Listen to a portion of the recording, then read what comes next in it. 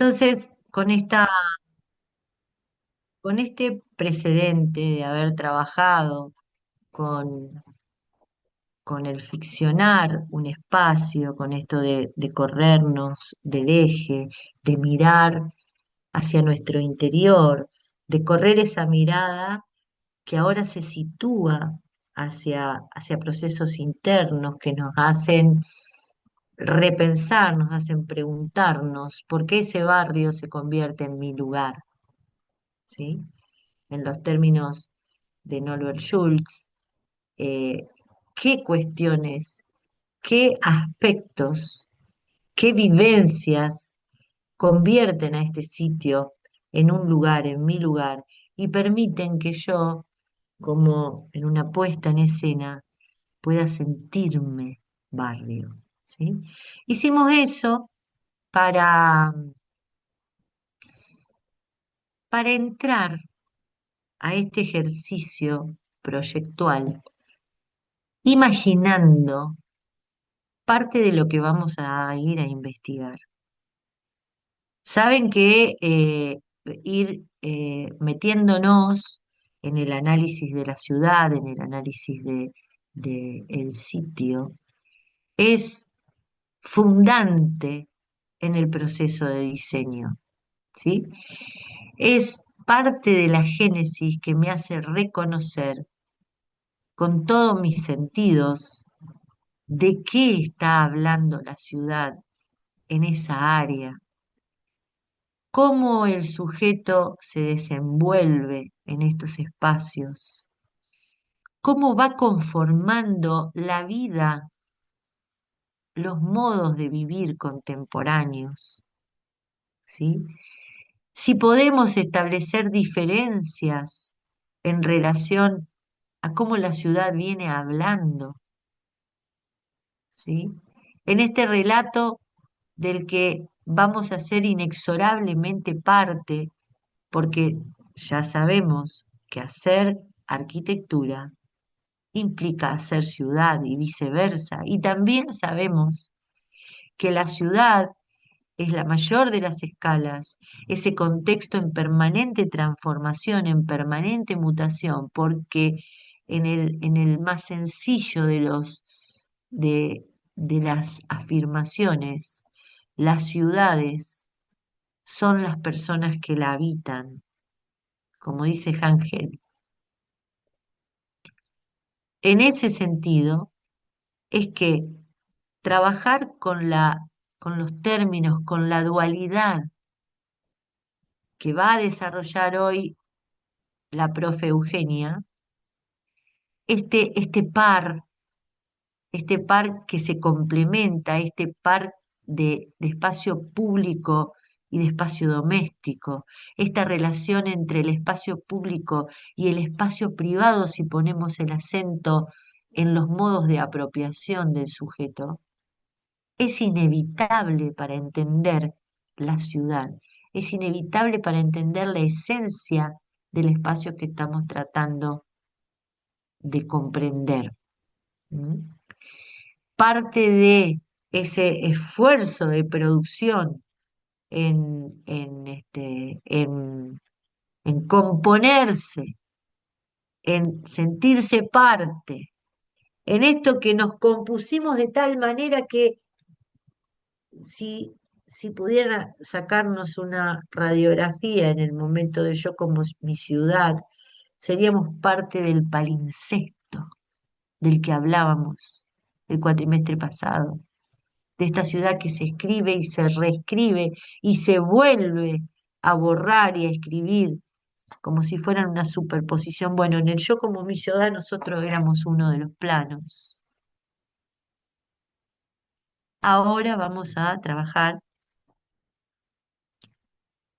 analizando esta dualidad que se complementa y que resulta ser ese magma, esa, esa, esa lava, esa suerte de, de trama, de entretejido de relaciones y de espacios que conforma nuestras ciudades contemporáneas. Todo esto para decirles que Euge hoy va a desarrollar el segundo teórico de derivas, que va a hablar nada más y nada menos de los modos de habitar contemporáneos. Y dentro de esta relación va a poner énfasis en la acción proyectual que nos permite definir la ciudad y dentro de ella la relación entre lo público y lo doméstico. Dicho todo esto, estoy en condiciones de tomarme un café, imaginar mis tortas fritas y escuchar a la Euge. Adelante, Euge. Bien, ahí se está viendo. Perfecto. Bien,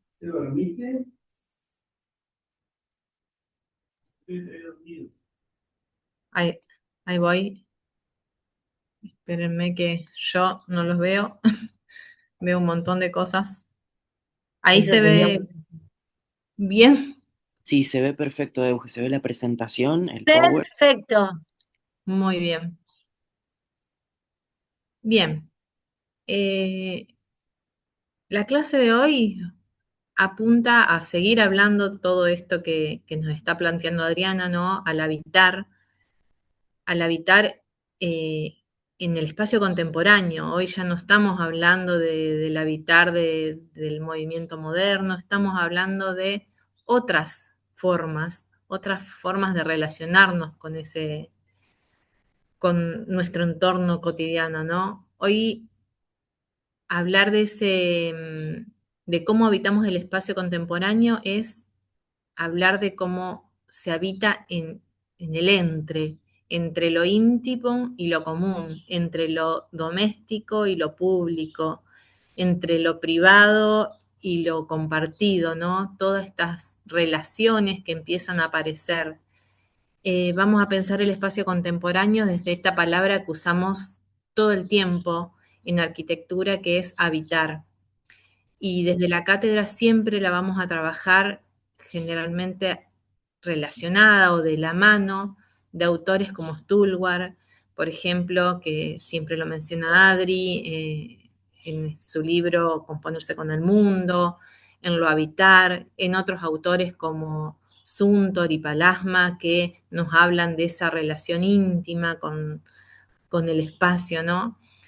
Pero en esta presentación me interesa que no pensemos ese habitar solamente como aquello que sucede dentro de la vivienda o dentro de un edificio, sino que vamos a mirar especialmente qué sucede entre los espacios, ¿no? Entre la casa y la calle, entre una vivienda y otra, entre lo privado y lo colectivo, entre un edificio y la ciudad, que sería este magma que decía Adri, ¿no? Que nos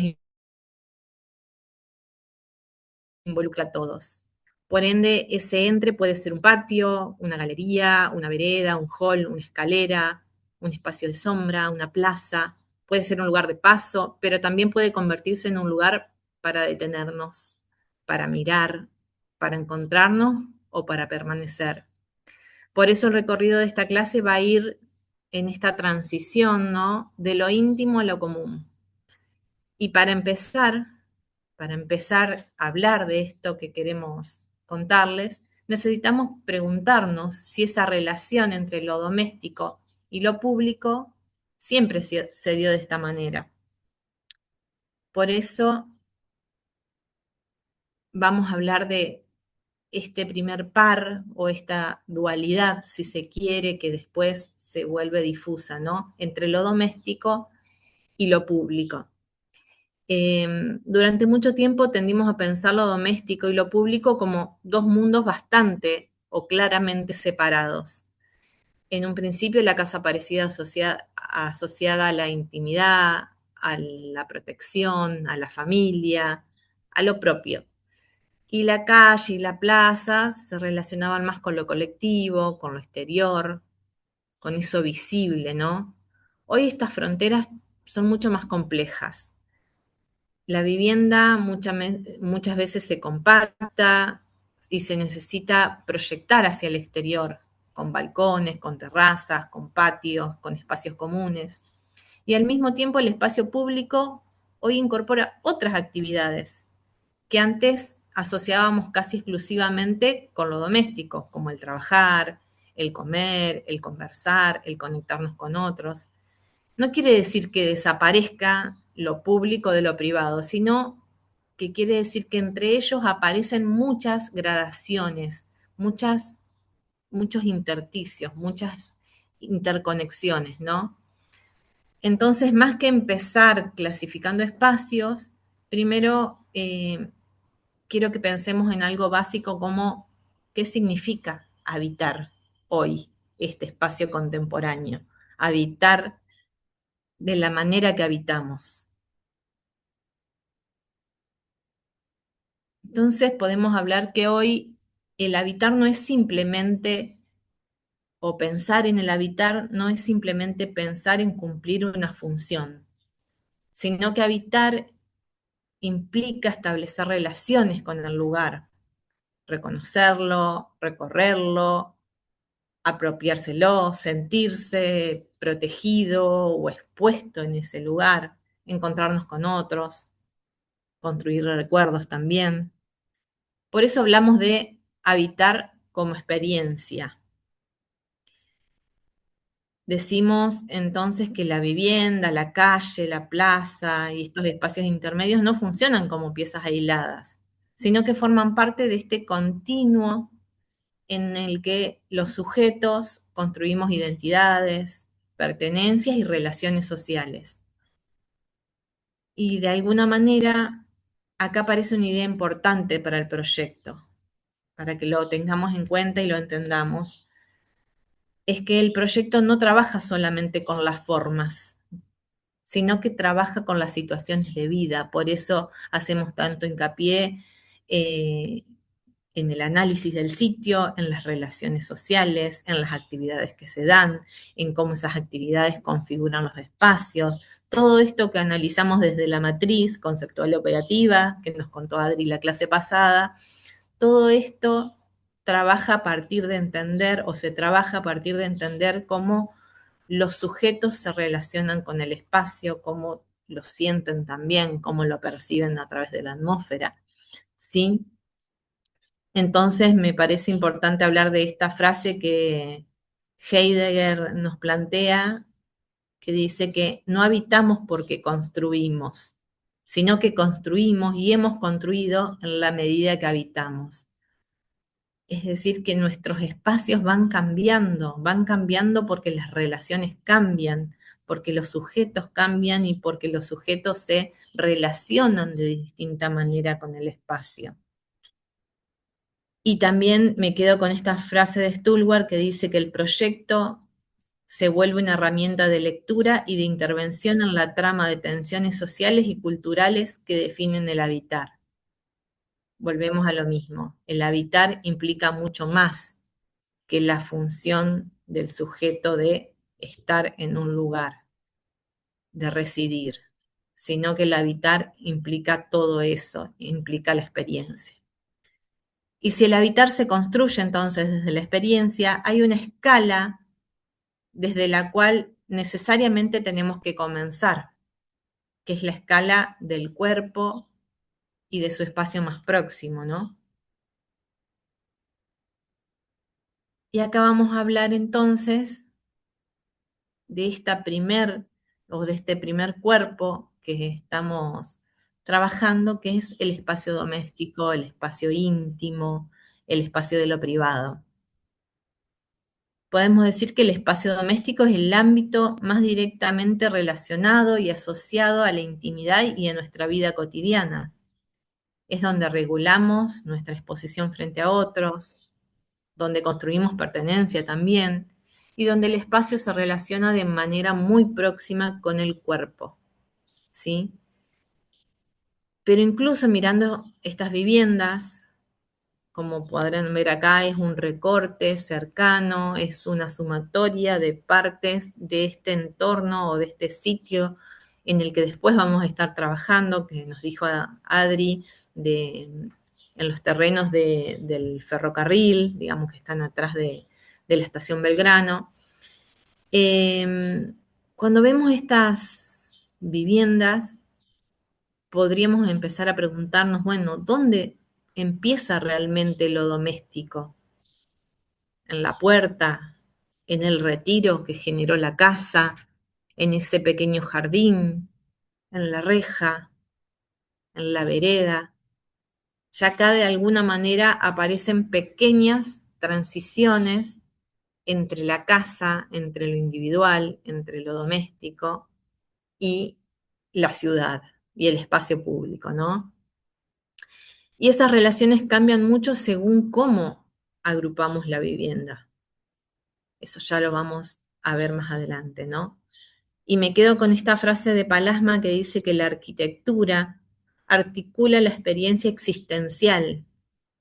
Vuelvo a lo mismo, remarcamos esto de lo existencial, de lo relacionado con el sujeto, de estar en el mundo y refuerza nuestro sentido de la realidad y de pertenencia. La arquitectura enmarca o da fuerza a esa dimensión simbólica de la que habla eh, Stulwer. Entonces, ahora, dentro de esta idea, de este primer concepto que es el espacio doméstico, vamos a hablar de modos de agrupamiento, como para empezar a entender de qué va este, este tema, ¿no? Del espacio doméstico. Cuando hablamos de modos de agrupamiento, podemos hacer esta gran distinción entre lo unifamiliar y lo colectivo, ¿no? Podemos decir que en la vivienda unifamiliar aparece una condición importante. Una unidad doméstica es relativamente autónoma y entra en relación directa con el suelo. La vivienda unifamiliar tiene esta relación franca, ¿no? Se apoya, se implanta, se relaciona con su sitio, con su terreno, con su patio, con su jardín. Y acá la secuencia es bastante legible, de la casa al patio, jardín, a la vereda y a la calle. Hay una serie de espacios que van mediando entre eso íntimo y lo urbano, y lo público, ¿no? Y podríamos decir que acá lo importante no es solo reconocer el tipo de vivienda unifamiliar, entre comillas, sino entender qué condición de habitar produce esta forma de habitar. Produce autonomía, apropiación y una fuerte relación con el suelo, ¿no es cierto? Pero podríamos preguntarnos de alguna manera, ¿qué sucede cuando estas unidades habitacionales, estas viviendas, dejan de estar aisladas y comienzan a compartir partes de su organización con otras? Y de alguna manera acá empieza a aparecer este sentido o esta nueva forma de agrupamiento que es empezar a pensar en lo colectivo. Entonces, en este habitar colectivo, podríamos decir que seguimos teniendo unidades domésticas autónomas, pero ahora estas unidades forman parte de una organización mayor. Empiezan a aparecer accesos, corredores, patios, núcleos de circulación, expansiones y servicios compartidos también. Y esto cambia la cuestión fundamental. Ahora esta convivencia requiere de gradaciones de intimidad para que sea posible, ¿no?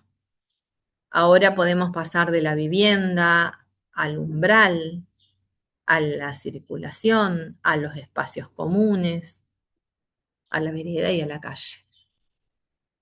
Empieza a aparecer de alguna manera este territorio intermedio entre lo que es estrictamente propio y lo que es completamente público, ¿no?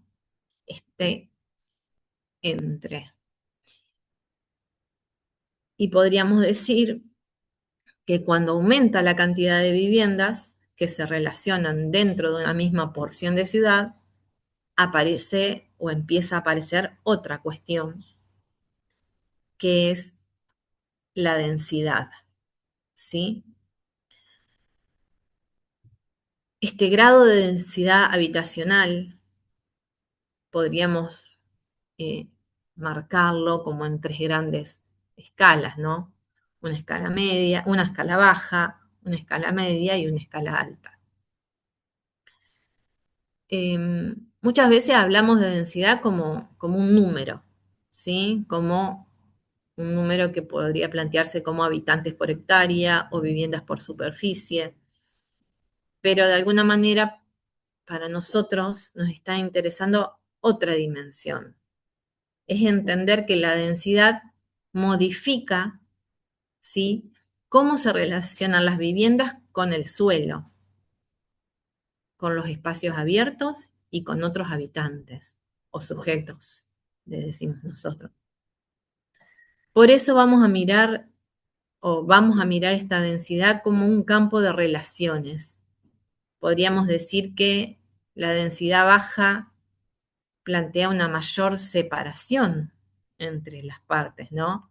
La densidad media empieza a marcar una mayor proximidad y la densidad alta ya plantea una mayor concentración de espacios individuales de vivienda, pero también una mayor superposición de acciones. No significa que sea automáticamente una mejor que otra, sino que cada una nos va a plantear problemas y posibilidades diferentes para el proyecto. Pero es importante tenerlas en cuenta, pensarlas. Podríamos decir entonces que la densidad no expresa una medida absoluta, sino este campo de relaciones variables y múltiples configuraciones, plantea Marengo, Boneto y Ochoa en una tesis de maestría de la Universidad Nacional del Litoral.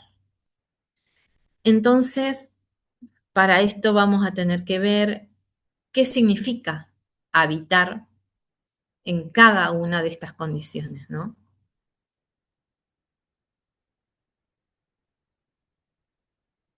Entonces, volviendo a esta idea de grado de densificación habitacional, vamos a plantarnos en la densidad baja que plantea estar desde una mayor disponibilidad del suelo.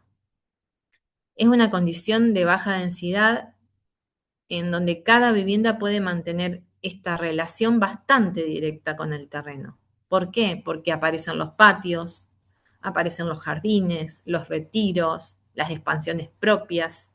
Está netamente demarcado el espacio individual o privado del espacio público, ¿no? Acá la secuencia vuelve a ser la que planteábamos cuando hablábamos de la vivienda individual, la casa, el jardín propio, la vereda y la calle.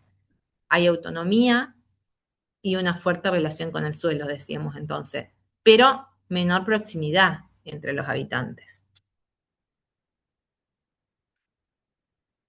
Entonces ahora podríamos empezar a imaginar que disminuye esta disponibilidad del suelo y que las viviendas empiezan a acercarse. La privacidad ya no puede resolverse solamente alejándonos de los demás. Va a tener que empezar a aplicar otras formas de relaciones. Entonces, ya cuando hablamos de esta densidad media, planteamos este habitar desde la proximidad, ¿sí? Acá aparece esta condición especialmente interesante, esta proximidad que plantea algunas formas de relación diferentes, ¿no? Las viviendas ahora están más cercas unas de otras, pero todavía puede llegar a alguna relación cotidiana, ¿no? Con ese patio, con ese frente, con esa galería o esa expansión y la calle. Pero ahora la privacidad de cada uno empieza a depender de decisiones proyectuales, mucho más específicas. ¿Sí? Empieza a depender de cómo manejamos las orientaciones, las visuales, los filtros, las distancias, los umbrales, las aperturas o los cierres de esas relaciones. Ya no alcanza con poner dos viviendas separadas como sucede en la vivienda individual, sería en la densidad baja, sino que hay que proyectar, pensar desde el proyecto esa cercanía. Por eso aparecen juntas estas tres condiciones, ¿no? La autonomía con la proximidad, con la convivencia, esta condición diferente del habitar. Y cuando esta concentración continúa aumentando, van a aparecer otras formas. Muchas de las relaciones que antes ocurrían directamente con el suelo pasan a estar mediadas por infraestructuras comunes, como nos va a suceder en la densidad alta, ¿sí? Acá empiezan a darse otras relaciones espaciales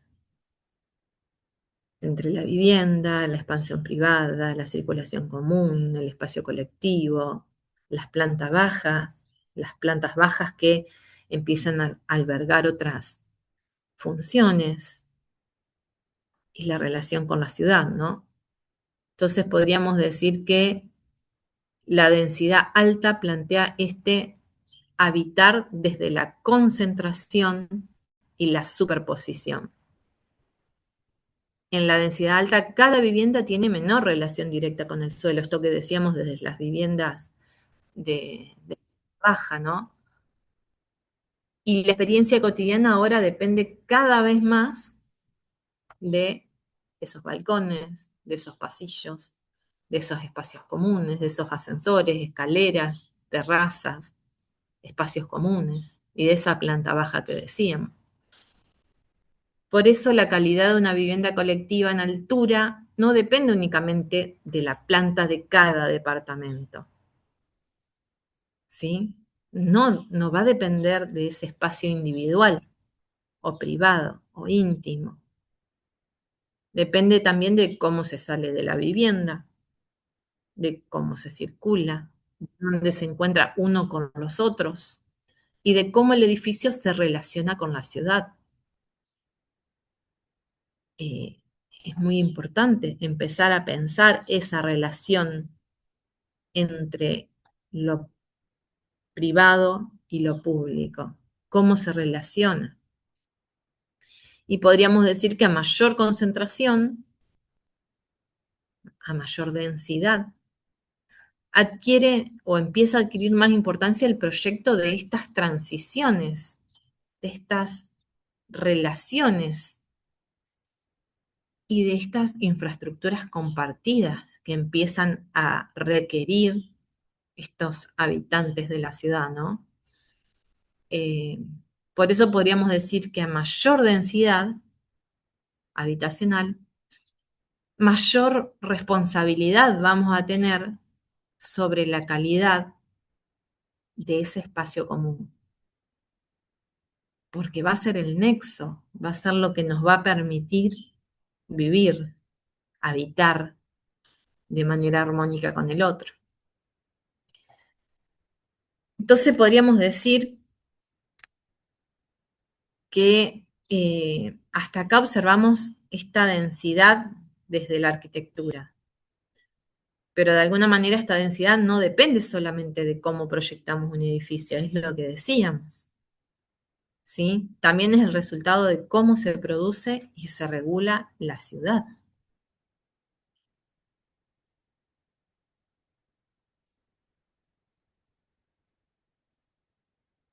Por eso volvemos a lo mismo, ¿no?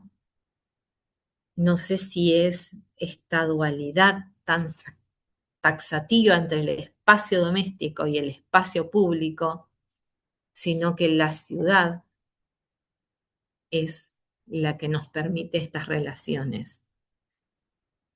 Y esto de pensar la densificación de la ciudad nos hace pensar en quién la regula, quién la construye y qué infraestructuras acompañan esta ciudad para que este habitar sea posible. Entonces, de alguna manera, podemos pensar que esta densificación urbana no ocurre espontáneamente, ¿sí? Tenemos que entender que hay determinadas normas que determinan lo que se puede construir, cuánto se puede construir, dónde y bajo qué condiciones. Estas normas o reglamentos de zonificación, que solo lo vamos a mencionar para tener esta idea, que queda en nuestro ideario, que siempre hay alguien que me va a estar regulando lo que esté proyectando. No es el foco de este momento de la carrera, pero sí es importante empezar a tenerlo en cuenta, ¿no? También entender que hay iniciativas privadas que materializan una parte importante de este crecimiento. O sea, cada uno de los privados que van construyendo en la ciudad le va dando forma, ¿sí? Pero también es importante saber que hay políticas públicas que regulan este crecimiento, que construyen infraestructura para estos habitantes, que generan equipamientos y que también producen viviendas. Pero podríamos decir que en la ciudad empieza a aparecer esta tensión, ¿no? Que el aumento de las viviendas y los habitantes no siempre ocurre acompañado al mismo ritmo por nuevos espacios públicos, equipamientos e infraestructuras de proximidad. O sea, a veces esta relación que debería ser bastante directa no sucede. Entonces podríamos pensar que podemos aumentar la capacidad constructiva de un sector, pero al mismo tiempo no estar aumentando simultáneamente sus escuelas, sus centros de salud, sus áreas verdes, sus espacios de encuentro y de relación social y de convivencia, ¿no? Entonces, también es algo que quiero que les quede a ustedes resonando en sus cabezas, porque cuando empecemos a intervenir este terreno, esta franjita verde que se ve acá, yo no sé si ven mi mouse, pero esta franja que aparece acá, que son los terrenos del ferrocarril, cuando empecemos a intervenir ahí desde lo proyectual, tenemos que tener en cuenta esto, ¿no? Que siempre que estemos densificando, vamos a tener que estar acompañando ese espacio privado de infraestructuras, de posibilidades, de encuentros, de parques, de plazas y de todo lo que significa el habitar en sociedad. Entonces, para destacar de alguna manera esto o, o hacer hincapié, podemos decir que densificar no debería significar solamente construir más metros cuadrados, sino que debería implicar otras cuestiones, como construir mejores condiciones de vida para mejores condiciones para esta vida colectiva, ¿no? Y esto nos va a permitir introducir una nueva experiencia concreta de política pública de vivienda, que les voy a contar un poquito de qué qué fueron o qué significan los conjuntos Fonavi. No vamos a verlo solamente como respuestas cuantitativas al problema habitacional, ¿sí? Sino como formas diferentes de producir ciudad.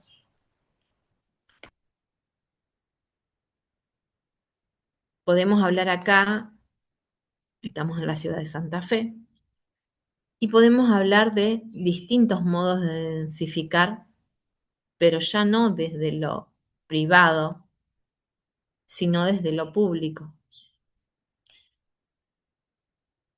Podemos mirar estos tres casos en la ciudad de Santa Fe, no para decir cuál es el correcto, sino para reconocer maneras diferentes de relacionar vivienda, suelo y espacio colectivo. Y les cuento un poquito de esto, ¿no? ¿Qué significa barrio Fonavi? Fonavi es el fondo, era, porque ya no está más en vigencia, era el Fondo Nacional de la Vivienda.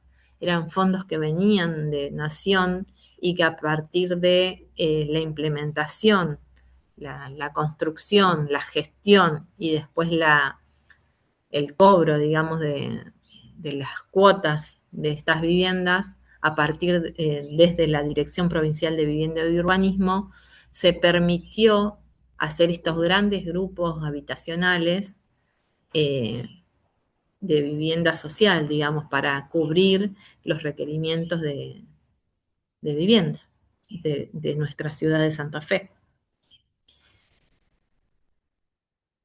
El primer caso que vamos a ver o que les estoy mostrando acá en esta diapositiva es el caso de los Fonavi Las Flores 1 y Las Flores 2 en el norte de la ciudad de Santa Fe. Pensemos que Las Flores 1 es de finales de los 60, era un conjunto de bloques de monobloc y viviendas individuales, al que después se le sumó a principios de los 80 el barrio Las Flores 2, en donde ya la densidad habitacional de esta que veníamos hablando empieza a ser entre media y alta. Sí aparecen viviendas individuales, pero también aparecen monobloc y aparecen torres en altura. Y cuando se genera este segundo agrupamiento, este segundo barrio, Las Flores 2, también empieza a aparecer, o entre medio, digamos, de estos dos barrios, empieza a aparecer la necesidad de brindar servicios, esto que decíamos, ¿no? Se construye una escuela para el barrio, la Escuela Malvinas, se construye un centro de salud, hay jardines de infantes, comisarías, hay una iglesia que sirve, o sea, si bien la iglesia del tránsito que está en Avenida Blas Parera era como la regente de este área, por decir de alguna manera, también empieza a aparecer una iglesia propia para el barrio, una iglesia católica, después aparece una iglesia también eh, de los mormones, hay diferentes iglesias, dado que este complejo alberga más de 10.000 personas, ¿sí? Entonces, esto que decíamos, densificar no solamente es construir lo individual o lo doméstico, sino es aportar esa infraestructura, generar estos patios, estos corazones, estas plazas de expansión de estos bloques, ¿sí? Hay un montón de cuestiones que empiezan a darse cuando la densificación habitacional se plantea desde lo público y no desde lo privado. El privado hace su edificio habitacional, pero no le brinda infraestructura. Es el público el que necesita o debe brindar nueva infraestructura cuando la densificación habitacional empieza a ser cada vez mayor, ¿no es cierto? Entonces, en este barrio podemos ver esta gran diversidad de alturas y de relaciones con el suelo. Aparecen vacíos, aparecen estas circulaciones que decíamos y estos espacios verdes que plantean diferentes escalas de apropiación. Y acá la característica central podría resumirse como diversidad tipológica, por decirlo de alguna manera, y diversidad de alturas, ¿sí? Y siguiendo, digamos, con esta idea de pensar lo público y lo privado desde la gestión, desde el gobierno, nos lleva a otro barrio, Fonavi también, Fonavi San Jerónimo, que muchos le dicen el barrio Centenario, esto que explicaba Adri la clase pasada, ¿no? Barrio Centenario es todo, el Fonavi San Jerónimo es este conjunto habitacional planteado eh, a partir de un proyecto, de un concurso, un proyecto ganado en el 78 por el estudio Baudisone Díaz Ervin Lesta y Varas, en donde de alguna manera este proyecto diferente al de Barrio Las Flores que veíamos anteriormente, busca recuperar la manzana como estructura de agrupamiento, ¿sí? En lugar de disponer estos edificios en torres o aislados, con todo un espacio verde circundantes, no, la idea es generar estos cierres como manzanas, generar los corazones de estas manzanas como ese patio de la vivienda individual, ¿sí? Son patios colectivos, pero pensados desde esa lógica, desde la reconstrucción de la manzana con sus fachadas y sus corazones de manzana como centro, como espacio verde. Inclusive este conjunto, sí, como pueden ver en las imágenes, busca, si bien generan los distintos corazones de la manzana, genera este corazón más grande o este central, en donde aparecen otras infraestructuras que dan servicio al barrio. Volvemos a lo mismo. No solamente diseñamos la vivienda para responder a esa necesidad habitacional, sino también diseñamos lo público, el patio, la plaza, el parque, la escuela, la iglesia, el centro de salud, etcétera, etcétera, etcétera. Y entonces, de alguna manera, acá podemos decir que este barrio trabaja la densidad, pero sin recurrir necesariamente a una gran altura. También acá tenemos monobloc de 3 pisos. A ver, ¿qué implica en la construcción o según la reglamentación construir 3 pisos? Que no necesita, o en ese momento no se pensaba tanto en el pensamiento de la accesibilidad, esto de la accesibilidad universal, que hoy está muy en boga, o en la que ya no podemos dejar de lado, o sea, ya dejar de lado lo que es la accesibilidad, la sustentabilidad, lo bioclimático, hay un montón de cuestiones que ya transcurrieron en este habitar contemporáneo y que no podemos dejar de lado. Pero en este momento donde se hacían, tanto en Las Flores como acá en el Centenario, se planteaban estos bloques de 3 pisos porque no era necesario reglamentariamente poner ascensores. Solamente con sistemas de escaleras ya se resolvían los recorridos, ¿no? Los ingresos a cada una de las viviendas. Obviamente que hoy, vuelvo a lo mismo, a partir de empezar el cambio de la mirada proyectual, en donde no podemos dejar de lado la accesibilidad, ya esta lógica queda un poco relegada. Esta lógica de no pensar que a una planta en un tercer piso no llegó con un ascensor, ¿sí? Y como último Fonavi, vamos a hablar de el Fonavi El Pozo, muy cerquita de nuestra facultad, en, en estos terrenos que se ganaron al río a partir del refulado, ¿no?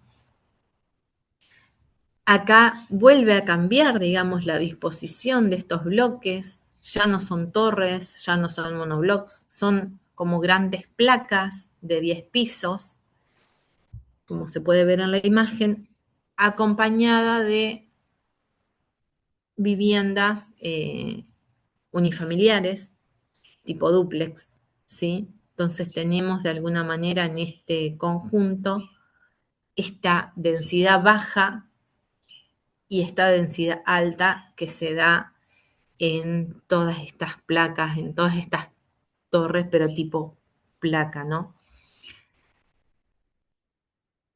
Entonces podemos decir que dentro de este mismo conjunto aparecen relaciones muy distintas con el suelo, distintas a las que se daban en el Centenario, distintas a las que se daban en las Flores. Podemos pensar acá o ver que muchos habitantes llegan directamente desde la calle a su vivienda, en el caso de las viviendas individuales, y otros dependen de circulaciones verticales y de espacios comunes, ¿sí?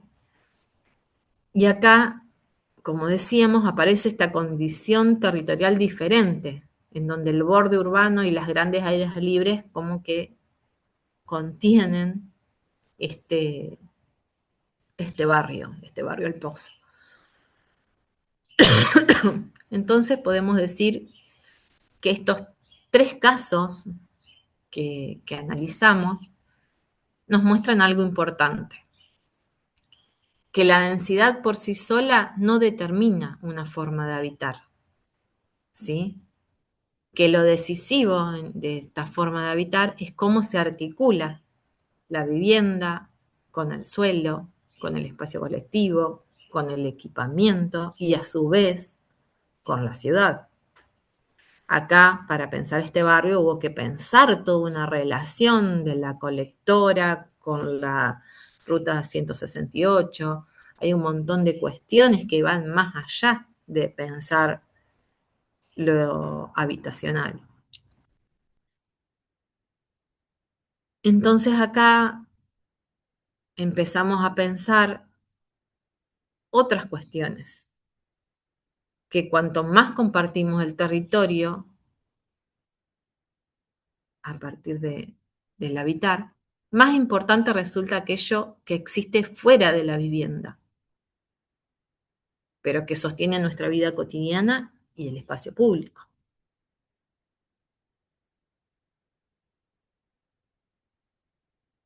Entonces, ahora que ya entendimos qué era el espacio doméstico, pero la importancia que este espacio doméstico adquiere a medida que se va densificando en la relación con este espacio público, ahora vamos a enfocarnos en este segundo cuerpo, ¿no? Eh, temático, por decirlo de alguna manera, que es el espacio público. Podemos decir que el espacio público es donde la vida urbana se vuelve compartida. No simplemente es aquello que queda entre los edificios. Deberíamos entenderlo en función a todo lo que venimos hablando antes, ¿no? Sino que son las calles, las plazas, los parques, los equipamientos que sostienen estos recorridos, estos encuentros, estos juegos, estos cuidados, estas actividades cotidianas, ¿no? Todo esto que sucede al vivir. Por eso quiero destacar esta frase que está en la placa, ¿no? Que densificar no es solo construir más viviendas, volvemos a lo mismo que veníamos hablando, sino es construir el soporte para la vida común. Y como plantea Jacob, las calles y las plazas son los órganos más vitales de la ciudad. Ahora bien, ese soporte también va a aparecer en diferentes escalas.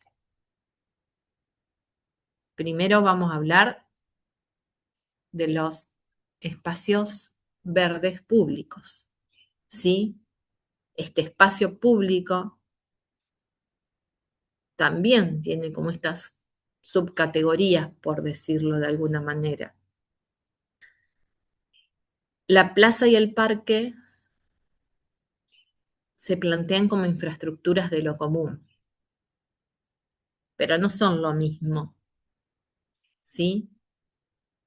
La plaza va a trabajar más esa escala barrial, va a trabajar desde la proximidad cotidiana con el otro, ¿no?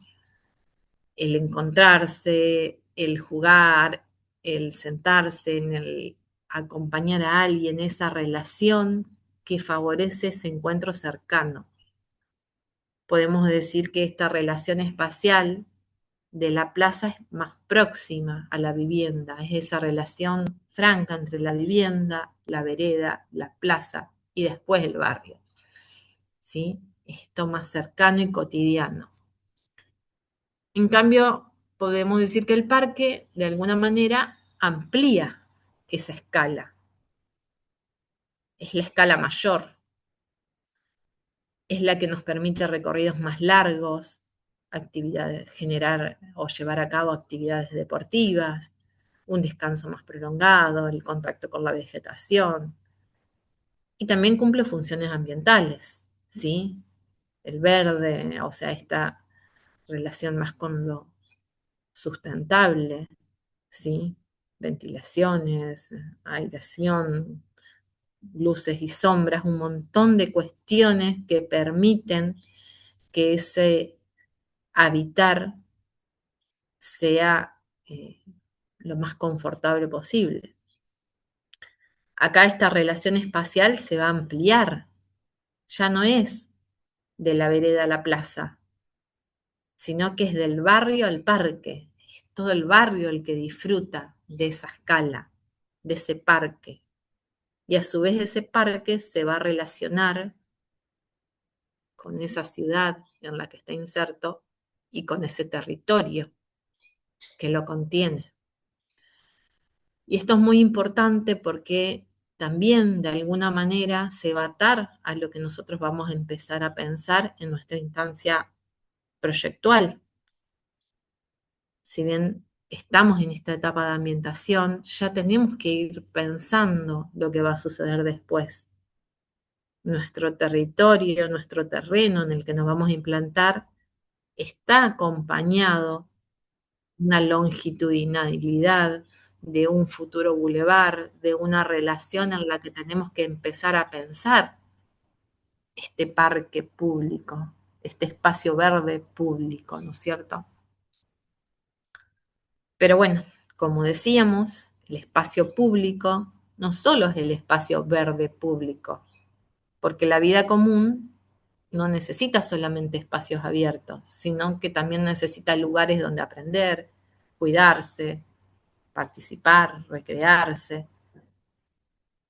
Entonces, para poder llevar a cabo esas otras relaciones del habitar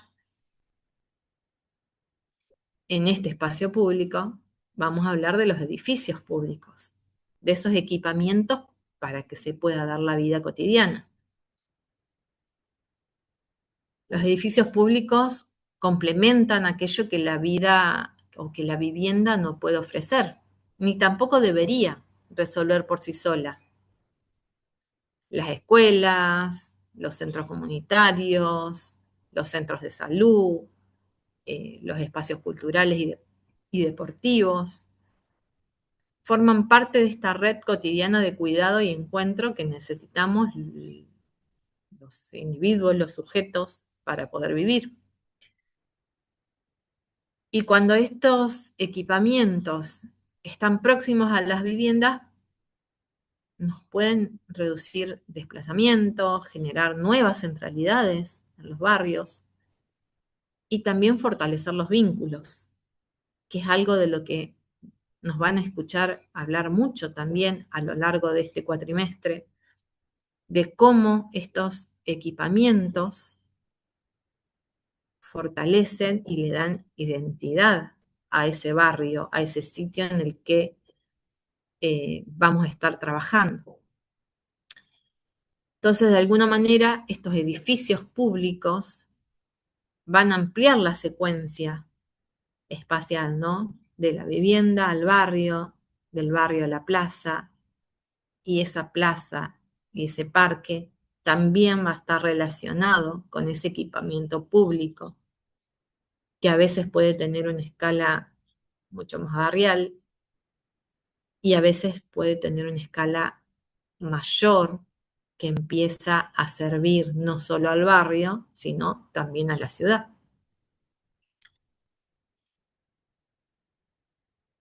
Y de alguna manera, en esta próxima placa, vamos a ver cómo estas infraestructuras, estos equipamientos, también nos permiten reforzar o reformular esas acciones que los sujetos pueden tener en su entorno inmediato, el aprender, el cuidar, el participar, el, el recrearse. No nos interesa solamente decir, esto es una escuela, esto es un centro de salud, sino que nos interesa preguntarnos qué posibilidades de vida amplía cada arquitectura en ese sitio. Es decir, estos equipamientos son arquitecturas que amplían las posibilidades de ese habitar cotidiano. Entonces, hasta acá estuvimos mirando el habitar desde una escala bastante amplia. Podríamos resumir para hacer como este reconto de este recorrido de la exposición. Hablamos de la vivienda, de ese espacio doméstico. Hablamos de los agrupamientos de esos espacios domésticos. Hablamos del barrio y hablamos de la ciudad. Y ahora vamos a hacer un recorrido inverso, por decirlo de alguna manera. Vamos a acercarnos nuevamente a esa relación con el cuerpo que empezamos a hablar allá al principio de la presentación, porque todas estas relaciones también se construyen mediante dimensiones, distancias, materias, luz, textura, percepción y todas estas relaciones entre sujetos, ¿no es cierto? Y para hablar nuevamente de esto, de esta relación con el cuerpo, vamos a hablar de la escala. Pero la escala no solamente como una relación de metros, ¿sí? De dimensiones, sino que la escala como esta relación entre el cuerpo, el espacio y los otros cuerpos, ¿sí? Podríamos decir que, volviendo a esta idea de lo doméstico y lo público, en lo doméstico esta relación aparece, esta relación de escala, aparece desde la proximidad, ¿sí? Desde cuánto puedo tocar, qué tan cerca voy a estar de esa otra persona, cuánto veo, cuánto me expongo al otro. Podemos decir que las dimensiones y las distancias construyen estas situaciones de intimidad, de protección o de apertura. Por eso el término de proxemia de Hall nos es útil en este momento, ¿no? Porque nos plantea que la distancia entre los cuerpos también es una condición espacial. Y si ampliamos progresivamente esta distancia, ¿no? Estas distancias, y aumentamos la cantidad de personas que comparten el espacio, va a cambiar esa condición de escala. Ahora la escala se vuelve colectiva. es simultánea, es de encuentro y es de orientación. El espacio también debe orientarnos. En los espacios colectivos y públicos, ahora la arquitectura necesita alojar diferentes sujetos, diferentes movimientos y diferentes actividades. Entonces acá podríamos decir que la escala deja de estar ligada solamente a la intimidad y empieza a relacionarse con esta orientación que decíamos, con esta simultaneidad y con este reconocimiento de lo colectivo. La escala no significa necesariamente hacer todo más grande, sino que significa encontrar esas dimensiones capaces de permitir diversidad de usos y de relaciones. Obviamente que las dimensiones van a cambiar, que no es lo mismo la escala de un espacio doméstico en donde la altura del techo con 3 metros, 3,5 metros va a estar bien, porque necesitamos esa sensación de cobijo, de proximidad. Volvemos al término que planteaba Hall, ¿no? Para que se den estas relaciones en lo doméstico y se dé esta proximidad del cuerpo y esta necesaria sensación de intimidad, las dimensiones del espacio son diferentes, como lo podemos ver en las fotos, en las imágenes, ¿no? Pero también las transparencias son otras, los juegos de luces y sombras van a ser otros, las relaciones van a ser otras. Entonces, percibir las superficies, las temperaturas, los sonidos, los reflejos, las rugosidades del espacio, todo esto nos va a orientar también en, en esa escala y nos va a hacer o nos va a ayudar a interpretar si estamos en ese espacio privado e íntimo o estamos en ese espacio público y colectivo. ¿Qué queremos decir con esto? Que cuando hablamos de escala, así como cuando Adri nos hablaba de tipología, que nos decía que la tipología no solamente es la disposición en planta de los espacios, la escala también va más allá de las simples dimensiones. Es todo esto que venimos hablando, ¿no? Y acá podríamos decir que entra también otra dimensión muy importante y fundamental, que es la de la materialidad.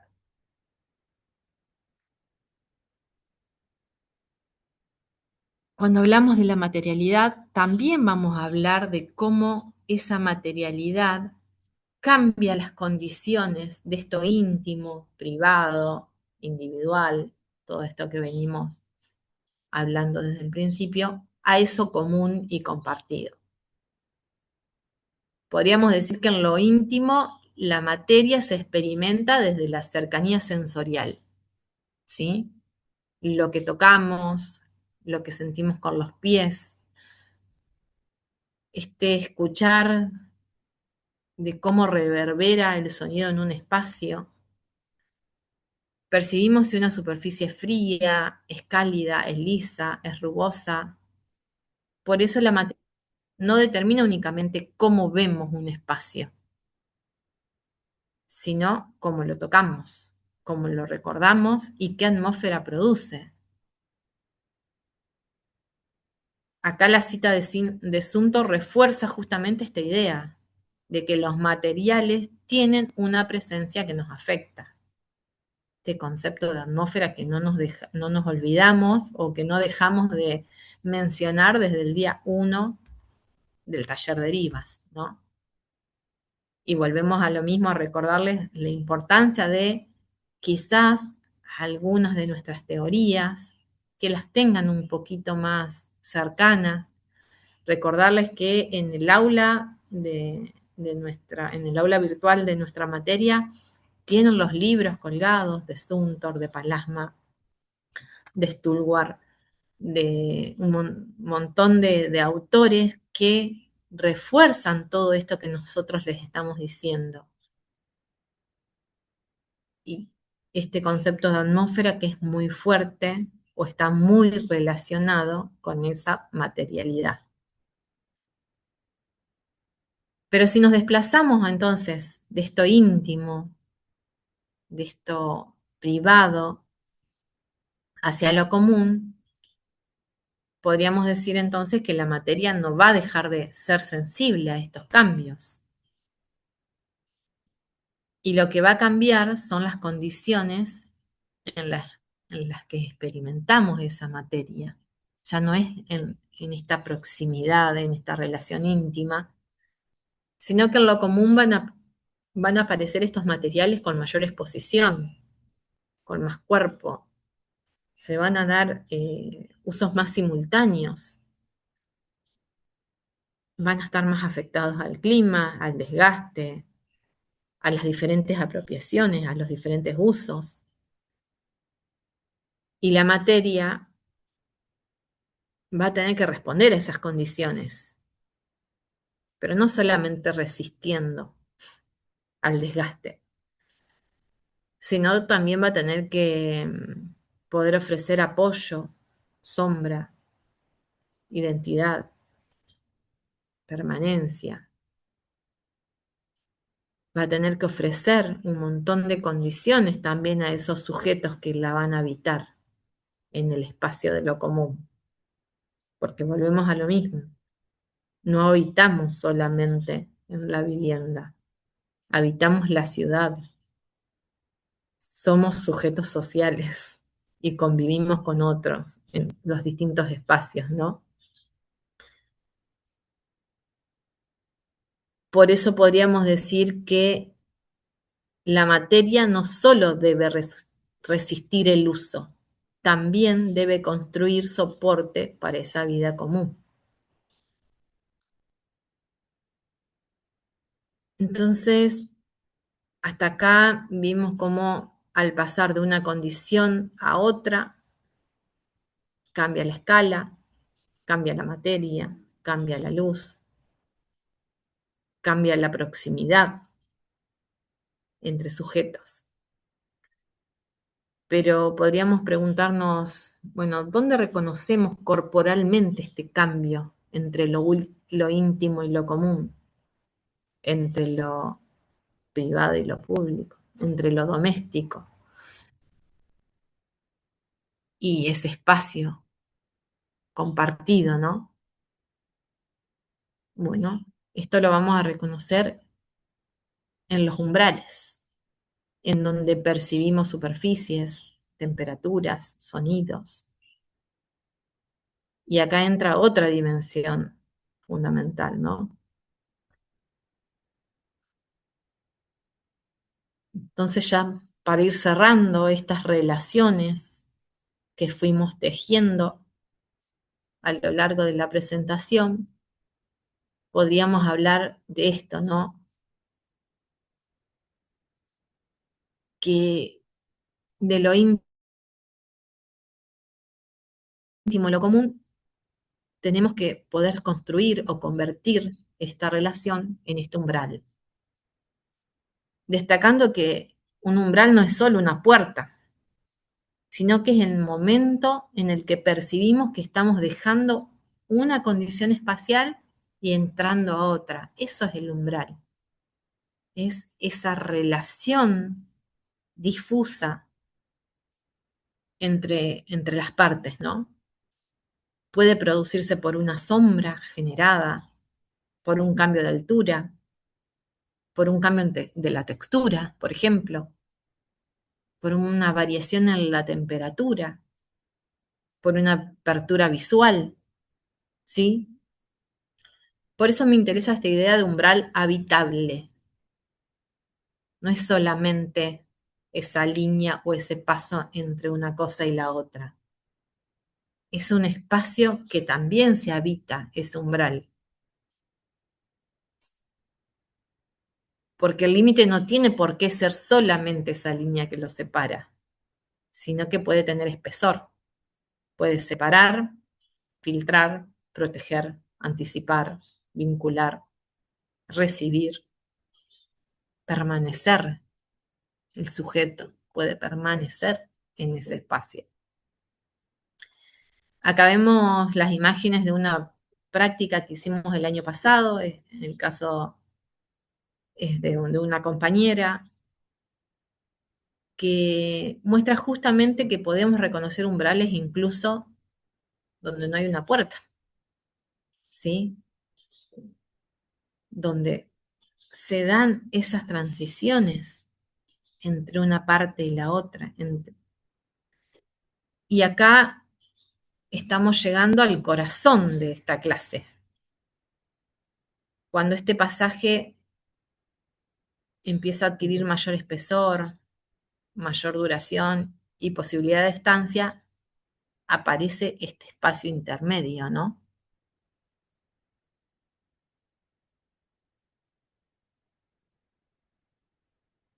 Por eso podríamos decir que como hablamos del espacio doméstico y hablamos del espacio público,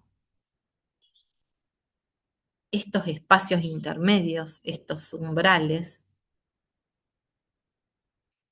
no pasan o son el nexo necesario que hace que no pasemos directamente, instantáneamente, de lo íntimo a lo público, ¿no?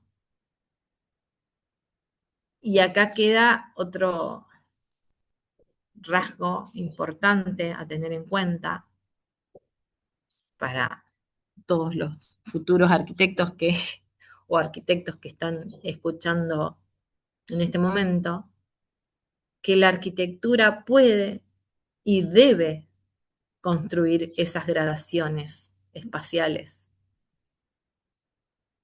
que puede proteger sin aislar, que puede abrir sin exponerse completamente, que puede permitir esa cercanía sin obligar el encuentro.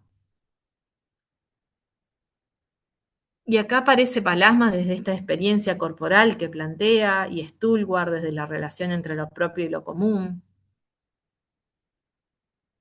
Y quizás la idea más sencilla de toda esta clase sea esta, ¿no?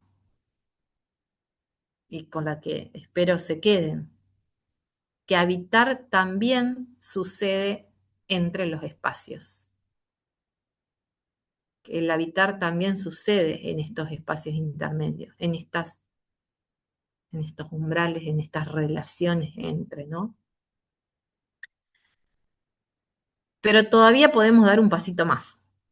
Podemos decir que un espacio intermedio no solo puede articular estas condiciones diferentes, sino que puede transformar una acción tan básica como el pasar, ¿sí? Como el transitar, en otra posibilidad, que es el permanecer.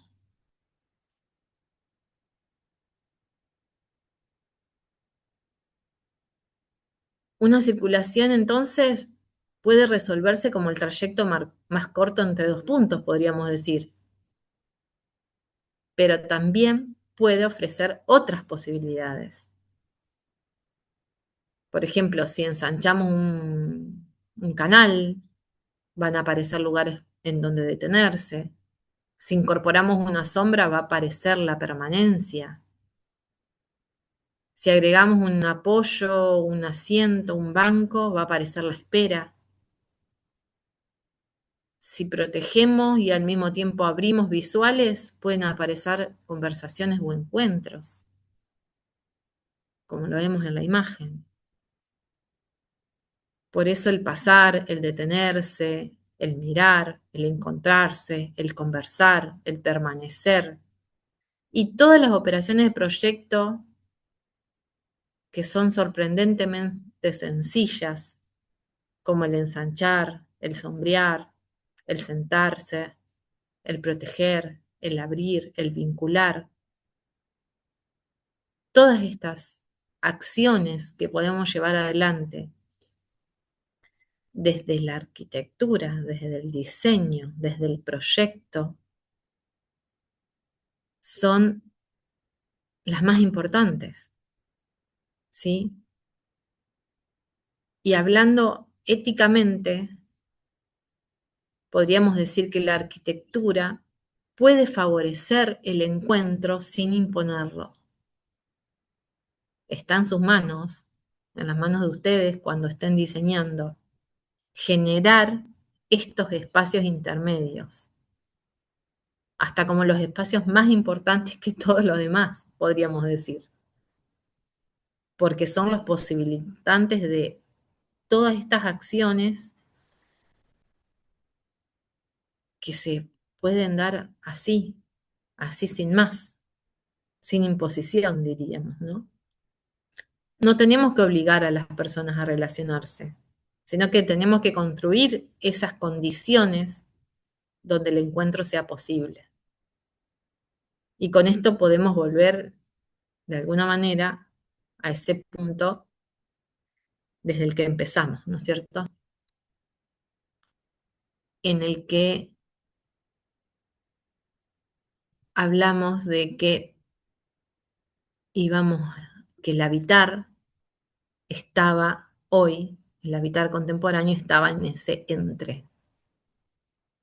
Por ende, ahora, a manera de conclusión, podríamos decir que deberíamos proyectar ese entre. Empezamos hablando de esta frontera difusa entre lo doméstico y lo público, pero de alguna manera ahora estamos en condiciones de poder precisar mejor esta idea, ¿no? No se trata de que los límites desaparezcan, sino que se trata de que el proyecto pueda darle espesor, gradación y sentido a esas relaciones. Que se puedan construir lugares donde sea posible pasar de la intimidad a la convivencia sin perder ninguna de las dos. ¿Sí? Por eso proyectar el entre no significa diseñar espacios residuales. No es diseñar la plaza en el cuadradito que me quedó, sino que significa proyectar esas relaciones, ¿sí? Proyectar esas relaciones entre la vivienda y la ciudad, entre el cuerpo y la materia, entre la protección y la apertura, entre la autonomía y la convivencia, entre uno mismo y los otros, podríamos decir, ¿no? Entonces podríamos decir que proyectar ese entre es construir condiciones para estar con otros sin perder la posibilidad de estar con uno mismo. Ese sería finalmente uno de los problemas centrales del habitar contemporáneo, ¿no? Y esta relación entre lo propio y lo común también puede asumir muchas otras formas de habitar, que ya van a ver que vamos a ir explorando más adelante. Vamos a ir un pasito más allá de esto que estamos diciendo. Y bueno, esto sería todo para mí. Espero que les haya servido, que les haya interesado y quedo abierta a sus comentarios. Gracias.